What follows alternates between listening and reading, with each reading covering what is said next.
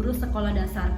Ini adalah hasil tugas saya di topik kedua, demonstrasi kontekstual tentang strategi dalam mewujudkan pemikiran Ki Hajar Dewantara yang berpihak kepada murid. Selamat menyaksikan.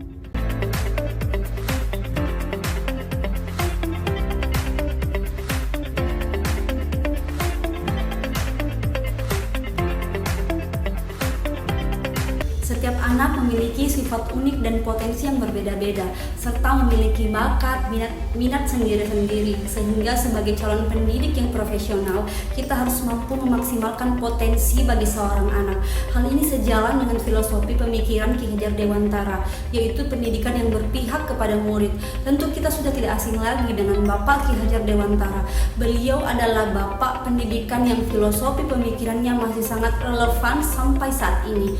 Menurut Ki Hajar Dewantara, pendidikan itu harus berpihak kepada murid. Sebagai pendidik, kita harus bisa menuntun murid sesuai dengan kodratnya, baik kodrat alam maupun kodrat zaman, sehingga bisa menumbuhkan karakter yang positif, yang kuat. Strategi mewujudkan pendidikan yang berpusat kepada murid sesuai dengan pemikiran Ki Hajar Dewantara, yaitu pendidikan itu sesuai dengan kodrat alam dan kodrat zaman. Kemudian yang kedua, mendidik itu dengan cara menuntun. Yang ketiga, menanamkan budi pekerti. Yang keempat, bisa mengimplementasikan sistem AMONG, di mana strategi yang sesuai dengan pemikiran Ki Hajar Dewantara yang pertama, mendidik murid dengan kodrat alam dan kodrat zaman, yaitu pendidikan perlu memperlihatkan atau memperhatikan kodrat alam sekitar yang sangat mempengaruhi proses pendidikan itu berlangsung. Pendidikan di setiap daerah tentu tidak sama dan memiliki keunikan masing-masing yang dapat berpengaruh terhadap cara memaknai dan menghayati hidup. Sementara pendidikan yang perlu memperhatikan kodrat zaman, yaitu karena proses pendidikan yang harus disesuaikan dengan perkembangan dan perubahan zaman, serta cara belajar dan interaksi setiap zaman yang berbeda. Zaman yang terus berkembang dinamis mempengaruhi cara pendidik menuntun para murid. Kemudian strategi yang kedua yaitu dengan mendidik dan menuntun. Proses menuntun dilakukan pendidik agar anak dapat menumbuhkan dan menghidupkan kekuatan kodrat yang ada pada dirinya. Pendidik sebagai pamong yang memberikan tuntunan dan arahan kepada anak agar anak tidak kehilangan arah dan membahayakan dirinya, serta dapat menemukan kemerdekaannya dalam belajar.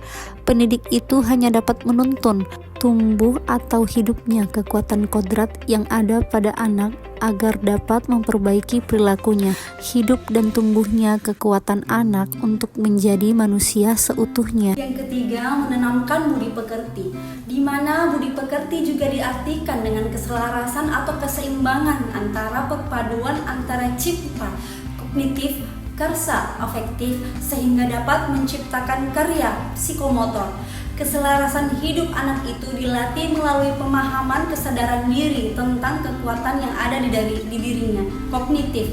Kemudian dilatih untuk mengelola diri agar mampu memiliki kesadaran sosial bahwa ia tidak hidup sendiri dalam realisasi sosialnya, sehingga membuat keputusan yang bertanggung jawab dalam kemerdekaan dirinya dan kemerdekaan orang lain.